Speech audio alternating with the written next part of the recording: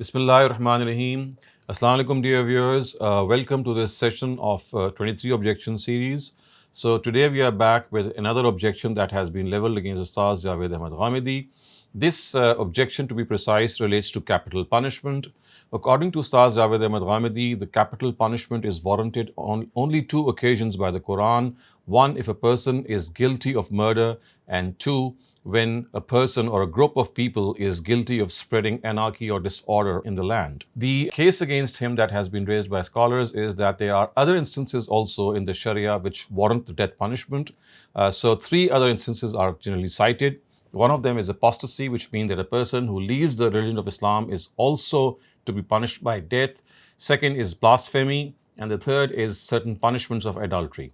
So the objection in a nutshell is that whereas Ustaz Javed Ahmed Ghamidi says that there are just two instances that warrant that punishment, it seems that the Sharia has a different ruling to give, because besides these two instances, the issue of blasphemy, apostasy, and adultery also warrants the death punishment. So as far as his answer to this objection is concerned, Ustaz Ghamidi says that he would like to cite a Quranic verse in this regard. This verse is absolutely explicit, which tells us that the death punishment or the capital punishment can be only given in two instances. So I'm just going to cite this verse from Surah Maida. It says, "Man qatala nafsan bighayri nafsin aw fasadin fil ard faka'annama qatala an-nasa jami'a wa man ahyaha faka'annama ahya an-nasa jami'a." He who killed a human being without the latter being guilty of killing another or of spreading anarchy in the land, then it is as if he killed all mankind. And he who gave life to one person, it is as if he gave life to all mankind. Ustaz Ghamidi says that this is a verse which is very, very emphatic and inclusive in nature. It points out that there are only two instances, fasad fil ard, of course, which means spreading anarchy in the land. And the first of these, of course, before mentioning fasad fil ard, is murder or assassination or killing someone. So he says that as far as killing someone is concerned, this is, evident to every person that a person who is guilty of such an offense, he will be killed. And of course, this assassination or this revenge will be carried out by the state itself. No person has been given the authority to take the law in his hands. Similarly, any remission in this regard will only be acceptable if both the heirs of the deceased or the killed person and the state authority themselves are absolutely satisfied that there is no harm and there's nothing that will create any further disorder if this remission or this concession is given. As far as the second of these instances is concerned, Ustaz Ghamidi says that he would like to explain what exactly is meant by fasad fil ard or spreading anarchy in the land, because this itself is something which might explain instances or some of the instances in which the death punishment was given. So as far as Ustaz Ghamidi is concerned, he says that spreading anarchy and disorder in the land actually refers to the situation when an individual or a group of individuals rebels against the law and attacks the life, wealth, honor, and freedom of expression of people. So when murder becomes terrorism, fornication becomes rape, and theft assumes the form of robbery, or people take to prostitution, become notorious for their ill ways and vulgarity, become a threat to honorable people because of their immoral and dissolute practices, or rise against the government in rebellion, or create a law and order situation for the government by indulging in hijacking, vandalism, and intimidation, and by committing other similar crimes, then Ustaz says that such people are criminals of spreading anarchy in the society. So this anarchy, of course, which means that you are creating a law and order situation, you are taking the law in your hands, is something which is intolerable. And the acts that come under this fasad fil ard or spreading anarchy in the land have been actually, some of them have been explained by him. And he says that all these acts, they constitute fasad fil ard and they can be punishable by death. So this is, in a nutshell, is his view. Now, of course, some of the objections that have been raised in this regard, he answers them. He, of course, answers the placement of the punishments given under adultery, apostasy, and blasphemy. He explains them, and I will try to summarize his view also. But before I do that, Another objection which has been raised by some scholars and by some thinkers is that this verse which Ustaz Ghamidi has cited, Man qatala nafsan bighayri nafsin, people say that this verse actually relates to the Israelites, because right before this verse it says, Min ajli zalik katabna ala bani Israel. Because of this, we ordained for the Israelites annahu man qatala nafsan, which means that this is something that was specific for the Israelites and it did not relate to the Sharia of Prophet Muhammad. Now, in this regard, Ustaz Ghamidi says that it is not true that this law was given to the Israelites only.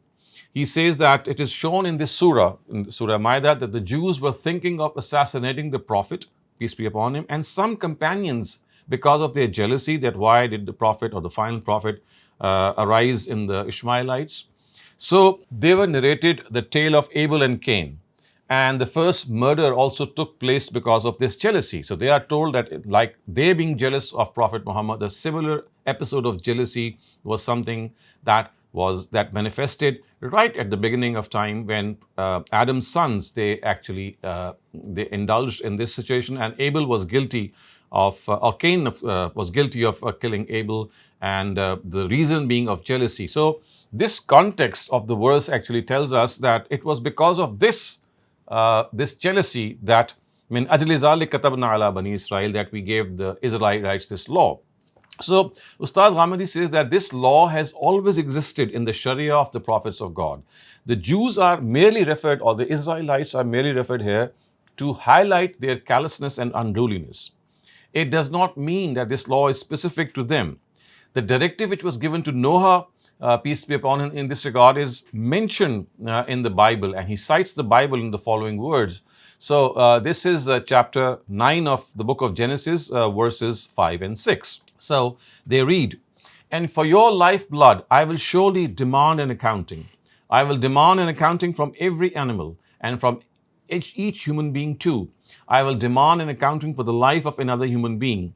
Whoever sheds human blood, by humans shall their blood be shed. For in the image of God has God made mankind. So Ustaz Ghamidi says that clearly this is something that was given to mankind, and it always existed. It pre-existed the Israelites. The reason for specifying the Israelites in this incident, he says, is something that has been actually pointed out by other authorities as well.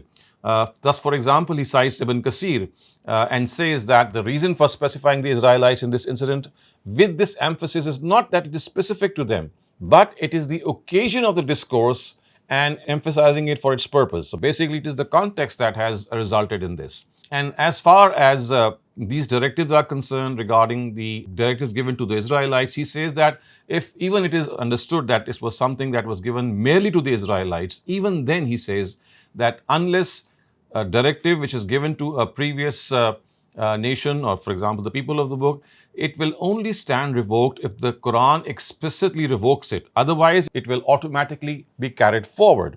So as far as the Quran is concerned, if it even specifies it for the Israelites, then it has to be understood that although it's not specifically meant for the Israelites, because this directive existed earlier, but let us suppose that some people insist that it is meant merely for the Israelites, then the argument against them is that even if it is for them, it will be carried forward to the next ummah, because of the fact that unless the Quran explicitly prohibits it or revokes it or replaces it, its directive will stand.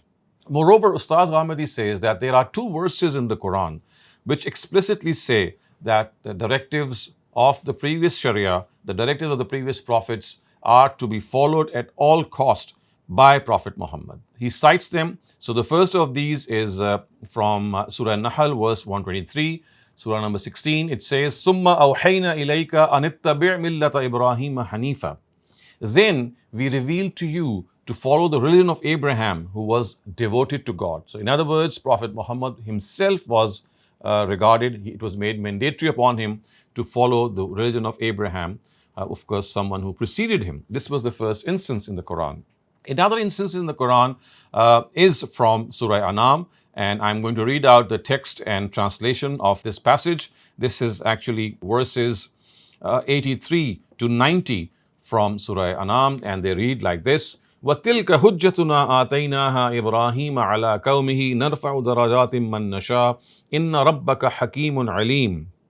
وَوَهَبْنَا لَهُ إِسْحَاقَ وَيَعْقُوبَ كُلًّا هَدَيْنَا وَنُوحًا هَدَيْنَا مِنْ قَبْلُ وَمِنْ ذُرِّيَّتِهِ دَاوُودَ وَسُلَيْمَانَ وَأَيُّوبَ وَيُوسُفَ وَمُوسَى وَهَارُونَ وَكَذَلِكَ نَجْزِي الْمُحْسِنِينَ وَزَكَرِيَّا وَيَحْيَى وَعِيسَى وَإِلْيَاسَ كُلٌّ مِّنَ الصَّالِحِينَ وَإِسْمَاعِيلَ وَالْيَسَعَ وَيُونُسَ وَلُوطًا وَكُلًّا فَضَّلْنَا عَلَى الْعَالَمِينَ وَمِنْ آبَائِهِمْ وَذُرِّيَّاتِهِمْ وَإِخْوَانِهِمْ وَاجْتَبَيْنَاهُمْ وَهَدَيْنَاهُمْ إِلَى صِرَاطٍ مُّسْتَقِيمٍ ذَلِكَ هُدَى اللَّهِ يَهْدِي بِهِ مَن يَشَاءُ من عباده ولو أشركوا لحبط عنهم ما كانوا يعملون أولئك الذين آتيناهم الكتاب والحكم والنبوة فإن يكفر بها هؤلاء فقد وكلنا بها قوما ليسوا بها كافرين أولئك الذين هدى الله فبهداهم اقتده.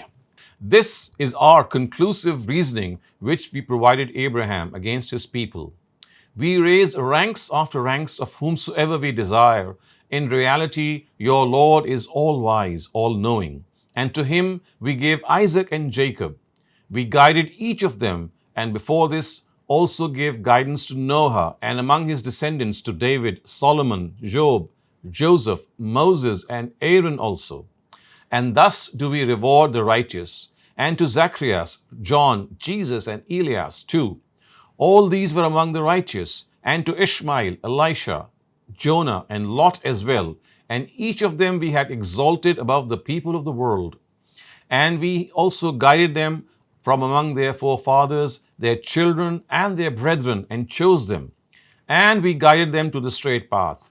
This is God's guidance. He bestows it on those of his servants whom he chooses. However, had they too been incriminated with polytheism, all their deeds would have become fruitless. It was these people on whom we bestowed the book, the power of decision making and prophethood.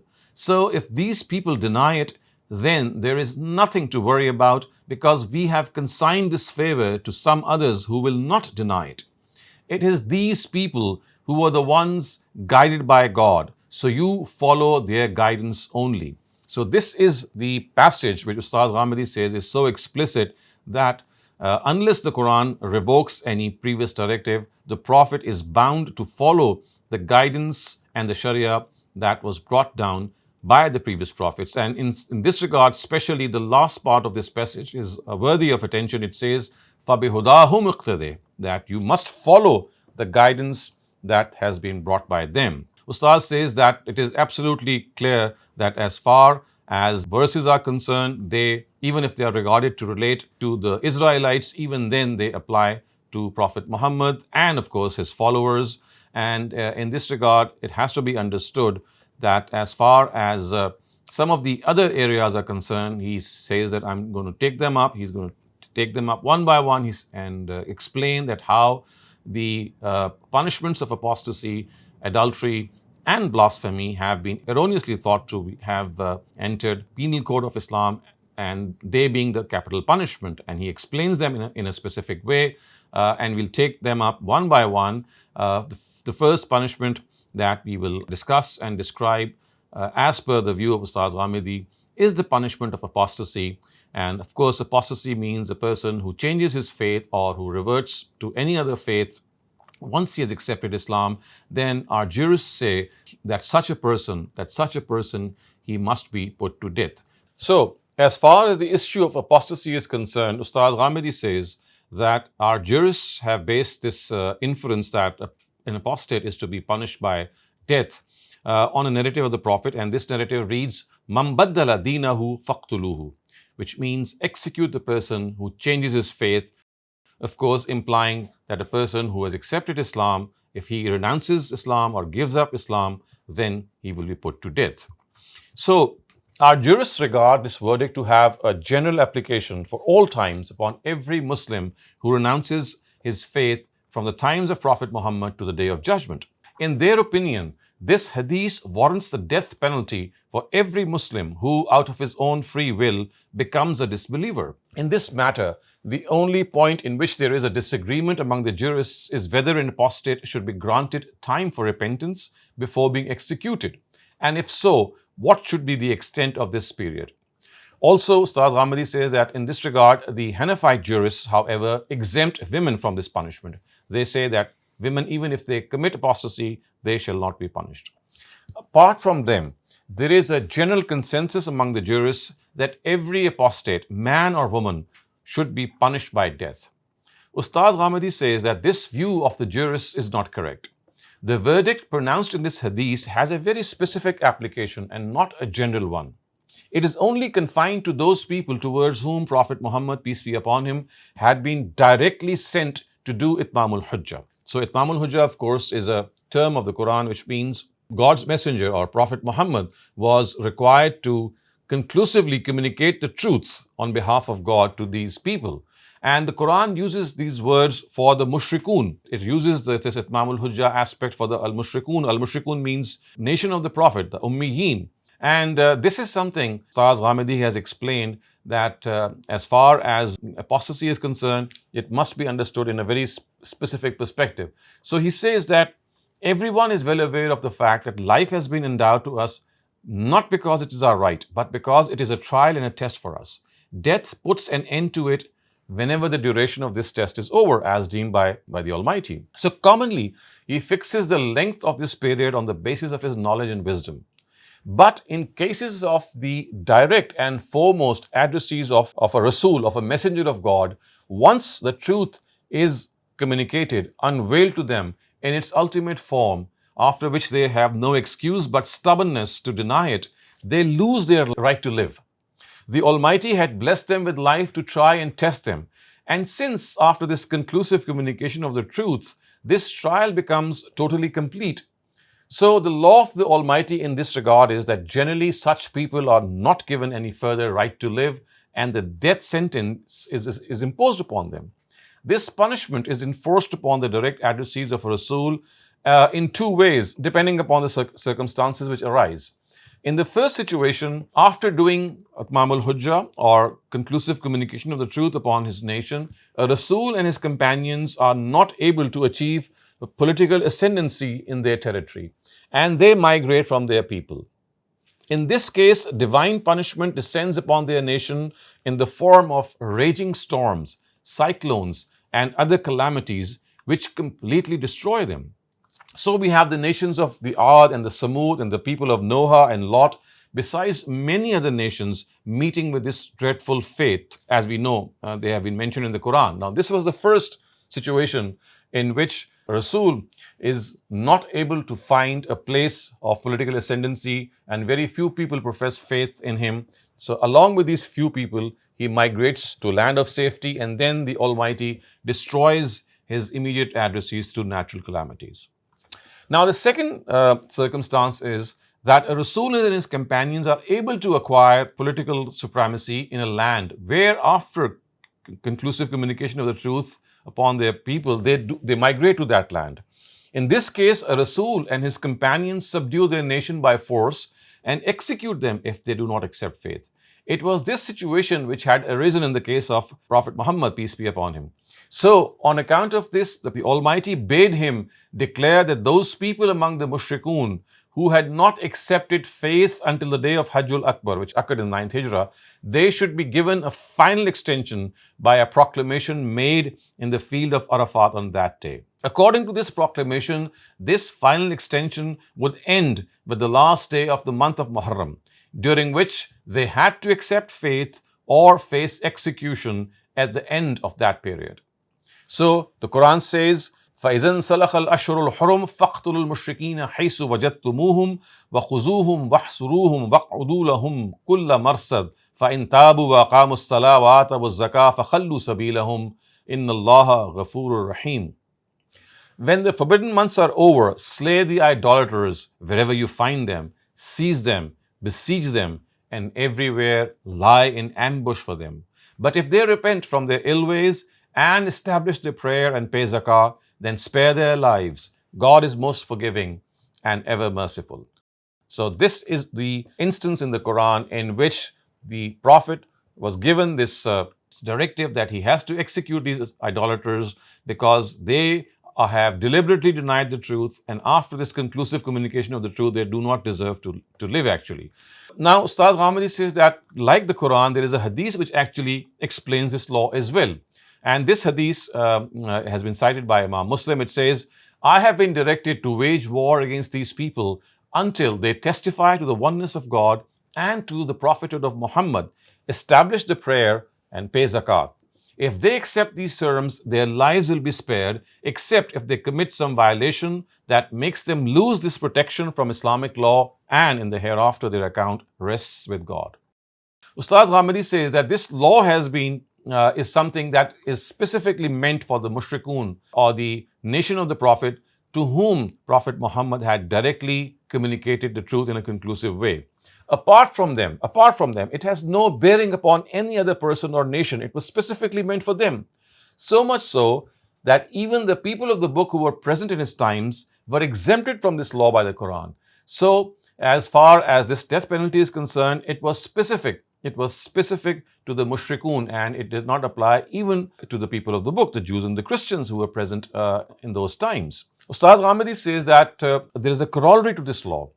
And this is a natural corollary to this divine law, and as obvious as the law itself. So he says that the death penalty had been imposed upon these idolaters or the mushrikun if they did not accept faith after a certain period of time. So it follows that if a person among these mushrikun, these idolaters, after accepting faith, reverted to his original state of disbelief, he had to face the same penalty of death.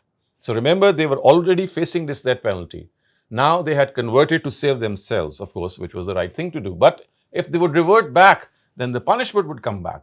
So indeed, it is this reversion about which the Prophet is reported to have said that execute the person who changes his faith amongst his own people. So in other words, it does not relate to any other person or group of people after the times of Prophet Muhammad. It only relates to the mushrikun, to the idolaters of the times of Prophet Muhammad. It has been erroneously inferred as an independent and a punishment that can be given for all times to come for any person who changes his faith, whereas actually this was just a corollary of the law that as far as the idolaters were concerned, they were to be put to death if they ended up denying the message of the truth.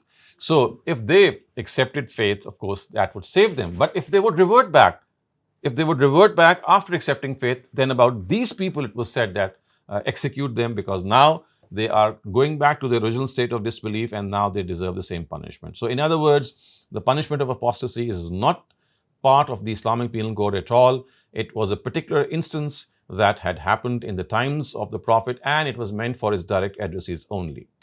In our remaining episodes, inshallah, we'll take up two of the other instances regarding which it has been alleged, like the issue of blasphemy and the issue of adultery, that the death punishment was also given. And we will see how Ustaz Ghamidi explains that, again, both these two instances are grossly misunderstood.